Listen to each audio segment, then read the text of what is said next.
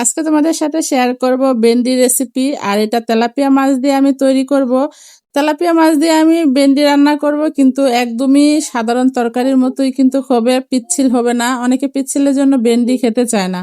তো অনেক টিপস সহকারে আজকের এই রেসিপিটা তোমাদের জন্য। রেসিপিটা পুরো দেখলে অনেক কিছু শিখতে পারবে আশা করি। আর দেখো, এখানে আমি ভেন্ডিগুলো কিন্তু প্রথমে ধুয়ে পরিষ্কার করে নিয়েছো। আর হ্যাঁ, এটাকে অনেকে ঢেঁড়সও বলে থাকে। তো দেখো, আমি এগুলাকে কেটে নিয়েছি। প্রথমে ভেন্ডি ধুয়ে পানি ঝরিয়ে এরকম মাঝখান দিয়ে কেটে নিয়েছি, যেহেতু আমি বড় মাছ দিয়ে রান্না করবো সেজন্য একটু বড় সাইজের করে কেটেছি। আলুগুলো বড় করে কেটেছি। একটা পেঁয়াজ নিয়েছি কাঁচামরিচ, আর 2টা টমেটো কেটে নিয়েছি। আর এখানে নিয়েছি 4 পিস তেলাপিয়া মাছ। বড় মাছ দিয়ে রান্না করবো সেজন্য একটু বড় করে সবকিছু কেটে নিয়েছি। তো রান্নার জন্য প্রথমে চুলায় একটি প্যান বসিয়ে দিয়েছি। আর আগেই বলে নেই, আমি কিন্তু এই একই প্যানে এই তেলে সম্পূর্ণ রান্নাটা কমপ্লিট করব। তো তেল গরম হওয়ার পর এখানে আমি কিছুটা লবণ ছিটিয়ে দিয়েছি। এই লবণটা দেওয়ার কারণে একটা মাছও কিন্তু প্যানের মধ্যে ভেজে যাবে না।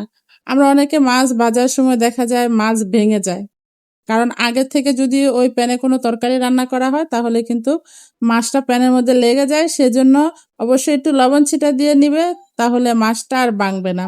এটা কিন্তু একটা খুবই গুরুত্বপূর্ণ গৃহিণীদের জন্য টিপস। অনেকে হয়তো বা জানো, আর যারা জানো না তাদের জন্য আশা করি উপকারে আসবে।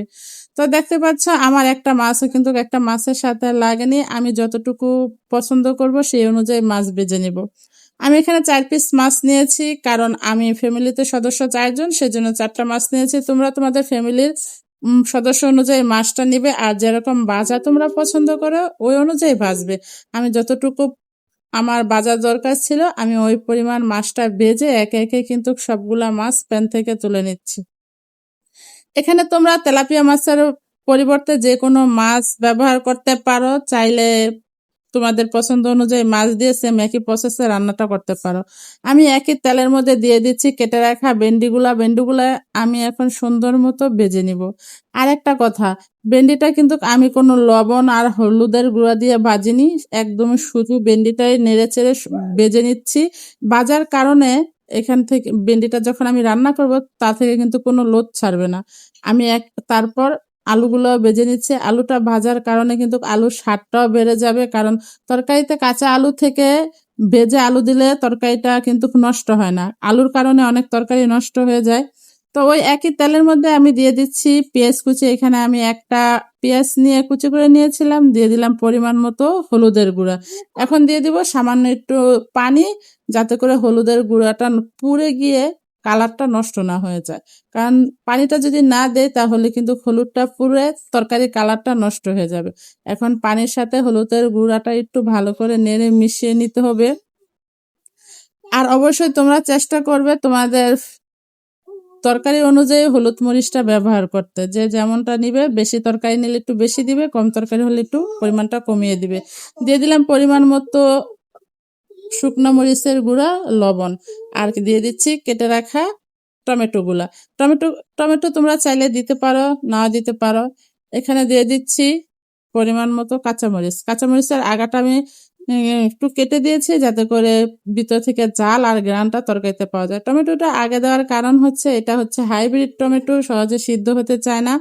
সেজন্য মশলার সাথে টমেটো গুলা দিয়ে ভালোভাবে মিশিয়ে নিচ্ছি। এখন একটা ঢাকনা দিয়ে ডেকে পানিটা শুকানো পর্যন্ত অপেক্ষা করতে হবে। আমি ততক্ষণই ডেকে রাখবো। দেখতে পাচ্ছ যতক্ষণ পানিটা না শুকিয়ে গেছে, পানিটা কিন্তু শুকিয়ে গেছে, টমেটো গুলো মোটামুটি সিদ্ধ হয়ে গেছে, কিন্তু একদম ক্ষয়ে যায়নি। এখন দিয়ে দিচ্ছি বেজে রাখা আলু আর ঢেঁড়স গুলা। এগুলা দেওয়ার পরে আমি সুন্দর মতো এগুলাকে একসাথে মিশিয়ে নিব। তোমরা এই রান্নাটা সেম একইভাবে যদি করো তাহলে বুঝতে পারবে যে ঢেঁড়স রান্না করেছ নাকি অন্য কোনো কিছু রান্না করেছ। এখানে কিন্তু একটুও পিচ্ছিল হবে না। আর দিয়ে দিচ্ছি পরিমাণ মতো পানি, যতটুকু তরকারিতে ঝোল রাখবো সেই অনুযায়ী পানিটাও দিয়ে দিচ্ছি। এখানে বেশি কিন্তু সময় লাগতেছে না, কারণ আমি আগে সবগুলো তরকারি ভেজে নিয়েছি। আর ভেন্ডি যেহেতু ভেজে নিয়েছি, এখানে দেখো পানি দেওয়ার পরও কিন্তু এখানে যে পিচ্ছিল ভাবটা ভেন্ডির সেটা কিন্তু নেই। তো পরিমাণ মতো পানি দেওয়ার পর আমি এটা ঢাকনা দিয়ে ডেকে দিচ্ছি। ঢাকনা দিয়ে ডেকে দেওয়ার পর একটা বলক পর্যন্ত আমি অপেক্ষা করেছি। একবার যখন বলক চলে এসেছে তখন ঢাকনাটা তুলে একটু নেড়ে চেড়ে উপরে ভেন্ডিগুলো নিচে আর নিচের গুলো উপরে দিয়ে দিচ্ছি। তোমরা সেম একইভাবে রান্না করে দেখবে, খেতে এতটা সুস্বাদু হয়। পরিবারের যারা পিচ্ছিলের কারণে ভেন্ডি খেতে চায় না তারাও কিন্তু একবার খেয়ে আবার খেতে চাইবে। তো দিয়ে দিচ্ছি বেজে রাখা 4 পিস মাছ। আর আমি তো বললাম যে আমি 4 পিস মাছ নিয়েছি 4 জনের জন্য। আর তোমাদের ফ্যামিলিতে যদি সদস্য বেশি হয় অবশ্যই সব জিনিস একটু বেশি করে নিবে। তো এখন একটু মাছগুলা নেড়েচেড়ে ভিতরের দিকে দিয়ে দিচ্ছি, কারণ যেহেতু মাছটা ভাজা এখন কিন্তু একটু জোরে নাড়াচাড়া করলেও এগুলা ভেঙে যাবে না, কারণ গরম পানিতে মাছটা এখনো সিদ্ধ হয় না। সেজন্য একটু আমি নেড়েচেড়ে মাছগুলো ভিতরে দিয়ে আবার ঢাকনা দিয়ে ডেকে দিচ্ছি। আমি এটা ততক্ষণ পর্যন্ত ঢাকনা দিয়ে ডেকে রাখবো যতক্ষণ পর্যন্ত উপরেরটা সিদ্ধ না হবে।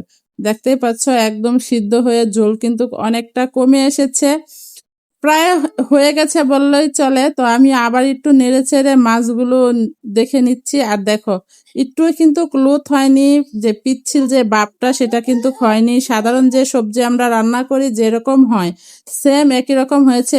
আর ঢেঁড়সগুলো কিন্তু আস্তা রয়েছে, মাছগুলো আস্তা রয়েছে। তোমরা যদি একইভাবে রান্না করো, এই ভিডিও দেখে তোমরা যদি চেষ্টা করো তাহলে কিন্তু খুবই সুন্দরভাবে ঢেঁড়স রান্না করতে পারবে আর একদমই পিচ্ছিল হবে না, পরিবারের সবাই হাত চেটে পুটে খাবে।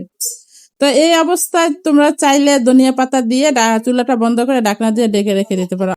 এভাবে একবার হলো রান্না করে খেয়ে দেখবে, পরিবারের সবাই খেয়ে আবার খাওয়ার জন্য তোমাকে বলবে রান্না করার জন্য।